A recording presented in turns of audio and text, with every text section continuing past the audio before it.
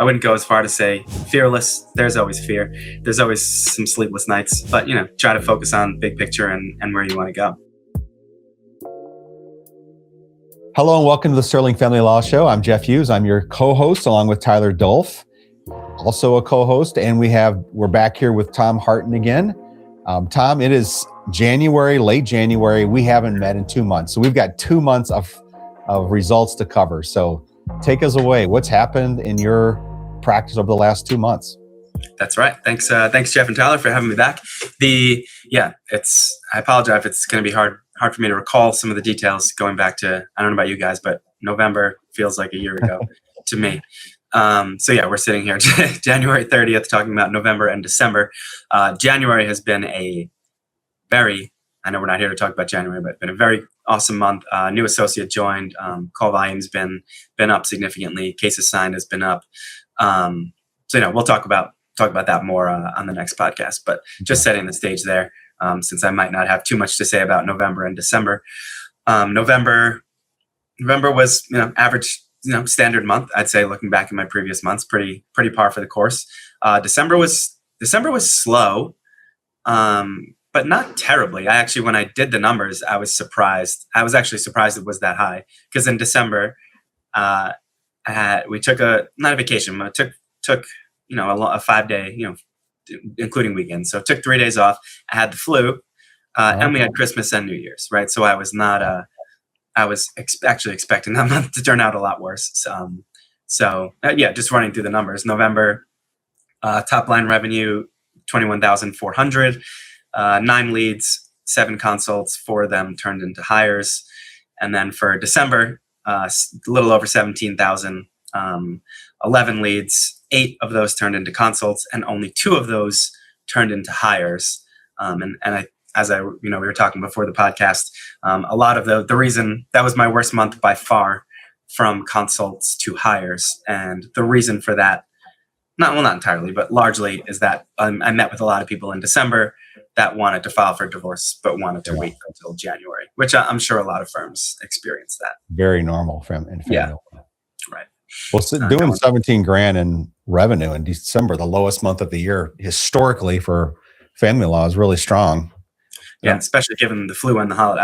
I remember when I started running my numbers, I was like, I hope I break 10K this month. And I was like, all right, 17. That actually wasn't that bad. Yeah. Well, I'm looking at your entire year results. You did just shy of 200 grand last year in your first full year. That's like awesome, Tom. Yeah, that is great. Yeah, this is a side hustle. You got a full-time job still as an IP. Right. Yeah, side hustle. Seriously, it's amazing. Yeah, it is. Thank you. You've got to feel gratified. So, congratulations. A little celebration maybe in the heart and home. Hopefully. Yeah, I will say those months looking back were very, very stressful. It was just, I don't know, I guess between the holidays, between that flu, seems far away at that point, but that flu that was circulating in December, I feel like everyone I spoke to had it. And it was just that thing between the time my first kid got it to the second kid, to my wife, to me, it was like 2 weeks in the house where we were just out. Wow. Where was I going with that? Yeah, it was just really, and my patent work was really busy at that point. So that was some of the most I've ever worked. It felt like I was working nonstop, like a lot of weekends and a lot of nights and weekends and everything like that. And I just, kept telling myself, I can't wait till my associate starts. And now here we are. And it's only been 4 days, but I already feel a weight coming off my shoulder. And, big. Great. Yeah. You did just shy of 200 top line last year. I just looked at your results. Bottom line, you did about 123,000 bottom line last year, which is great. I'd like to kind of peel back the onion a little bit and talk to you about what's happened at home over the year. Because your wife, you have 2 little young kids. She sees you kind of stepping out of this very secure job, taking a risk. Like, what's been going on there? Because we all have those relationships, right? That for entrepreneurs that we need support. So how has that been? And I probably don't say this enough. My wife's amazing. She's very supportive. She was worried at first, more when I first started, like going back a year. she was concerned because, like you said, I had a job in the patent field. It's very, very secure and, paid well. And I worked largely from home, and, it wasn't really a night and weekend job. Well, occasionally, but for the most part, it wasn't. And now all of a sudden it felt like I was working 50% more, and my income hadn't really changed all that much.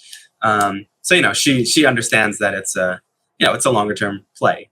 I like to say, it's like I come from the, technology world where, in the startup world where you start a company, you don't expect to be super profitable in the first year. And I think giving said that, I did okay. That was a lot of work went into earning that 120,000, but that's year one, right? Now I have an associate who she can do work at twice as fast as I can. And, I think that will allow me to increase my billing rates. She's been here 4 days. She's brought in 4 referrals. Wow. She's already paid for herself in the first. And she brought in 3. We have another consult Monday. So yeah, she's I'm like, Christina, slow down. She's been great. But yeah, back to my wife. She's really understanding. She's very hands off. She likes staying home with the kids. She's a great mom. And I guess as long as our mortgage is being paid and car payments are being hit and the lights haven't been shut off, she's okay with it. I think she knows. She was with me. We've been together a long time. She was with me before I started law school. So she saw me leave. She saw me leave engineering to go to law school. She saw me leave New York City to go to Philly, and she moved with me. And then she saw me jump from patent prosecution to litigation and then back. And so she's seen me make a few career transitions at this point, and she's always been with me. So this was definitely the biggest transition so far. But have you shared these numbers with her to give her a sense for how it's working? A little bit. I don't think she's that interested, to be perfectly honest. Same for my wife. Like my wife. All right, yeah. Are our bills getting paid? Okay, cool. Yeah. All right. She'll tune in. Yeah. She's got enough on her plate for sure. She definitely does. 2 little kids around. That's a lot of work. Yeah. All right. So now we're in January. Your associate just started. Anything else that's happened that is worthy? We're going to hold it over to the next. Yeah. Bayshore office is open. That one. Yeah. That was just in classic Tom Harton fashion. Open. Had the lease start on December 1st. I just put our desk together on Saturday. Last weekend. So we had the office for about a month and a half, but it's fine. I knew that was going to happen to an extent. I wanted the office to be open for a month. Let us get some reviews, get some credibility with Google and everything like that. I think we've had a consult out of that office already, which is good. Especially it's been a few weeks really. Yeah. And she, one thing that I was never able to do well was phone consults. I did in person, which I still think in person. And I think we've talked about this, there's an advantage to in-person consults over phone consults, but I'm in the difficult situation where she works in Bayshore, which is 20 to 30 minutes away. Well, close, let's just say 30 minutes away. But most of my traffic is still coming out of the office that I'm currently in. Yeah. So, and obviously I don't want to give that up. My Massapequa office is an awesome location. So, the only real thing to do is to kind of switch over. Is either for me to still handle all the consults, which I'll handle some, but I prefer not to be handling all of them. And to switch to phone consults. And just watching her take those first few phone consults and handle them really smooth was awesome. And then her being like, send him a retainer for signature. And I'm like, I usually print it and they sign it. She's like, no, get DocuSign and send them a retainer. Yeah. You're teaching me already. Yeah. Yeah. Right. I don't know why I didn't do that a year ago. DocuSign. Yeah. Right. And the best DocuSign, or actually I didn't even use DocuSign for this one. I just used Adobe Sign, I guess they call it. Oh, okay. Yeah. But you can set it to remind the person like every day. Yeah. Every day or every other day or once a week. So I sent someone a retainer like 2 weeks ago and I put it on remind every day. And I was like, that might be a little bit obnoxious. They signed like a week and a half later and I never followed up with her. I was sitting there Saturday and it was like, this person signed the retainer. I was like, all right, Adobe, doing my work for me. Those are fun. Yeah. Sending those email reminders she's probably like, the only way to stop these Adobe reminders is to sign the retainer. So yeah. Whatever it takes. Overpower her. Oh man. So with your first full year under your belt, what are the big lessons you can reflect back on the year, that your first year of running a firm, starting it from scratch? Yeah. So I mean, this year is just going to be so different in my mind, and we'll see how that shakes up. You know, I've said all along, you know, the typical way for the way a family law grows, right? And I think you're different as like me also, although you did work in family law. But you know, when you started your firm, you didn't work as an attorney, right? You kind of started as the owner, right? Yeah. So that's kind of, you know, year one was me trying to, you know, I was handling all the cases and everything like that, and you know, I think I did very well. You know, in the cases I handled, you know, most cases settle, most of them do. You know, every client that settled the case was happy with the way the case turned out. You know, a couple trials that also resulted in settlements. So, you know, but now having an attorney with so much experience, I think I can shift much more into that ownership mode. You know, if I can do patent work to supplement my income, and have her taking on, you know, I'm not going to say she'll take on 100%, but you know, 80% of the work being done at my firm will be handled by her.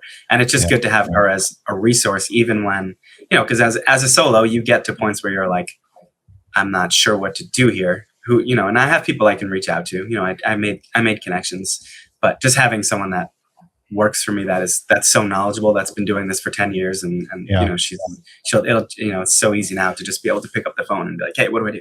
What do we do here?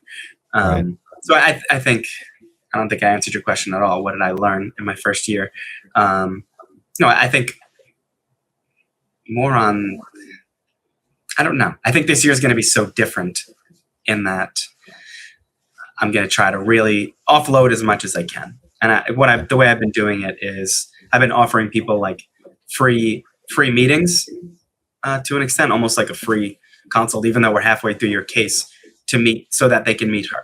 And then that kind of makes the, you know, at some point, if I want to say, hey, you know, I'm going to hand off your case to Christina, they're comfortable with it because they've met her. They know that she's great. You know, and I've made the decision not to charge for those meetings, because I feel like, you know, if what I, you know, I want to hand off the case as smoothly as I can and not have any clients be upset, you know, and there, again, it's not that many. So it's okay. Like we had one yesterday and they hit it off great. So, and he has a court date next Wednesday. So, you know, I think when I say Christina's going to be appearing at your court, he's going to be like, okay, you know, he liked her, so he's okay with it. So, you know, I think this year will be much more. Last year was, you know, getting in the courtroom and, you know, handling cases and a lot like that, where, you know, and I'm still going to be doing that, you know, definitely to an extent. But this year I think is going to be much more shifting into that owner operator.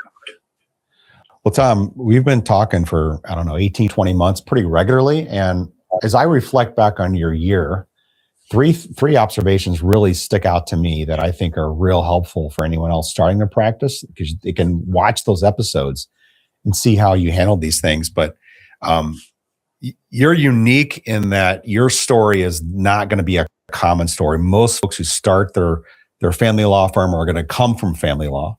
So you have this fearless approach from the beginning of, you're very comfortable with ambiguity, which is hard. That's one of the hardest aspects, I think, of being a lawyer entrepreneur, is that ambiguity that comes with starting your practice, not knowing if and when the clients will come.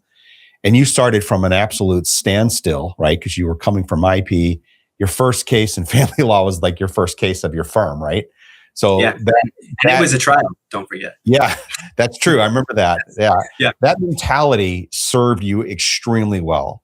And it's not a common mentality. So if someone's watching this and thinking about starting their practice, understand that you have to have a level of comfort with ambiguity, or else you freeze up. You just like, you won't make decisions. And you didn't do that. You took some risks, but you took measured risks. You hung on to your job, right? You kind of eased into opening up locations. You didn't take a bunch of big swings. You took things in a real measured way. So that was one thing I noticed over the past year as you built out your practice. Another one, and this was like, this took some willpower too, is that you have stayed true to your vision of, I want to start a practice that I want to scale. I don't want to be the practitioner, the technician in the practice. I want to be the business thinker and the business mind behind it. And the fact that I remember having a conversation as long about September-ish of last year, maybe even like August, where you said, look, it's like a year and a half ago. No, I'm talking even in 25. Oh, okay. You presented the idea of, look, I'm looking at hiring an associate, or should I hire an associate or a really good paralegal? And I think I said, I would stay away from the associate. At first, I would hire the PL. And I remember giving you that advice, and you just said, no, I'm going to do it because this is my vision. You stuck with it. Yeah. No, that was the right thing to do. I mean, you got a really good associate that's joined you. That was it. And that was part of it, is that I had already had this referral in mind, and I knew that she was a rock star. So that definitely played a role in that decision. But I think I would have done it. You took her salary on. That was a big salary. I mean, for a fledgling law firm, right? And so that was like, you stayed true to that. It was a risky move. It was gutsy, right? So, and the third thing, and this applies to everyone, and it's shocking to me how little people pay attention to this, that if you're not measuring something, you're not managing it. And you have selected the top most important core numbers to know. You measure those and you watch those like a hawk, and you can manage when you see those start to decline or having an issue. So I think those three lessons are transferable to anyone starting the practice, and you really executed well on that last year. So kudos to you and how well you did that. Oh, well, thank you. I will say, going back to the first point, I wouldn't go as far to say fearless. I'm sure as an entrepreneur, both of you, there's always fear. There's always some sleepless nights. But try to focus on big picture and where you want to go. There's going to be fear in anything you do. You didn't freeze through it. You confronted it. Yeah, right. So that's awesome. Yeah, one thing that's shocked me, and I'm going to eat these words in like a month or two, is that I did not have a single month in the red, even which is very surprising. My expenses are not. My expenses are not low. I have 2 offices, marketing, Google Ads, Adobe, Lexus, there's a fair amount of expenses to opening up a law firm, at least the way that I did it. If you want to go truly small and not look to grow, you could run on a much cheaper budget than what I'm doing. But, my expenses you'll see when I do my expenses for January, I have a salary now. I have another office. I have, that's going to go up significantly. And I think what I expect to see in Q1 of 2026 is the top line revenue going up, definitely, but also the expenses going up significantly. So, there probably will be a couple months in the red to start off the year, but I expect by springtime, that will be over that hump. And I'm not talking about significantly in the red, right? If it's right, a few $1,000 each month, something like that, not losing significant. But I am, one of the big risks that I took on is, I'm hoping these Google ads start paying off because, again, like Tyler said, it's I only activated them on Monday, so we're on it's just starting day 5 here. So they're probably not fully, integrated yet, right. But hoping that those bring in some leads, because I did, I set my Google ad budget is $5,000 a month. So I didn't go crazy high, but I don't think that's a low ball either. I think that should be enough to bring in some leads. Yeah, it should be. Well, Tom, you've been real transparent with your numbers. And if you want to look at Tom's numbers, go to jsterlinghughes.com, where Tom gives us his numbers and we post them there. And looking back over your history, Tom, November of 24, you bottomed out at $125 in profit that month. That was like your 3rd month in existence. Yeah. And since then, everything was in the thousands, and double digits started around May of last year. With the lone exception of a 9,000 month in August, you've been double digits ever since. So you've managed your money well there. Yes, well done. Yeah, it's been I'm thankful. It's been a good year. And I guess what I'll say to people listening is, if you're in your early to mid 20s and you're not married and you don't have kids and you think you want to do it now. I wish I could go back to and do it, because I'd be living in a closet and dumping, even more money into this firm to get it off the ground. Unfortunately, I have a wife and kids. I can't do that. But. What's ironic about that is when I was that age and not married, I was so concerned about getting married. I didn't want to do a business. So it's kind of like, well, you got to pick your poison. Yeah, I guess. I've been with my now wife. We got married when we were 30, but we've been together since we were 22. So okay, we've been together a long time. Yeah. Tom, as you think about next year and the fact that you've made your first hire, something I hear a lot on our podcast from law firm owners is the amount of change or growth that they have to go through themselves as leaders, as owners, to continue to scale their firm. Have you thought at all about what it's going to take from you to help lead this new employee and potentially several more into the future? How are you going to have to shift and change those priorities and personality and all the things? So I have, and I think that will, again, knocking on wood here, hopefully apply more to future hires. I was very careful with this hire. She's been practicing 9 or 10 years. I've seen her walk through the courthouse. Everybody knows her. Maybe I think I said one day we'll get her on the podcast. So hopefully we could set that up. We'd love that. The amount of the numbers that she pulled at her old firm were crazy. So I think she doesn't, obviously she knows the law. She doesn't need much guidance there. So she sent me something the other day and she's like, I'll send it to you for a review. And I was like, I'll review it because I want to learn from you. I said that to her. Because she's a rock star. She's smart, she's hardworking, and she wants the firm to grow. Like, she's actively, when I told her what I said to you guys a few minutes ago, that we might have a few months in the red, she's like, no, I don't want that. She's like, we'll do what we can. Well, I'm like, it's okay if it's a couple months. I'm not saying I want to be in the red for 6 months or a year, but if it's 3 months where I'm in the red, but and that's what it takes to grow. That's part of a risk you take when you start a firm. So she's very conscious of all that. Again, from intake all the way through handling the case through trial, she has the experience. So I honestly don't think, to answer your question, she is that great that I don't think I need to really change that much. I think what I need to do is get some systems in place, because the way that I do things is not sustainable for a firm that has more than one person that lives outside of my head, because all my folders are organized in a desktop, and I think most people would have a heart attack if they saw my desktop. It's just random documents and random folders. And, I know where everything is, because that's kind of how my brain works. I've never been an organized person on paper, but it's here. But she doesn't have access to this. So I need to make everything make sense to her. I don't have time tracking software. I don't have billing software. I just do all this stuff myself. So that's, I guess, a long-winded way of answering your question. That's how I need to grow right now, is getting her the tools that she needs to succeed. Yeah. I think you have some of the skill sets, like Jeff was saying, because of your background.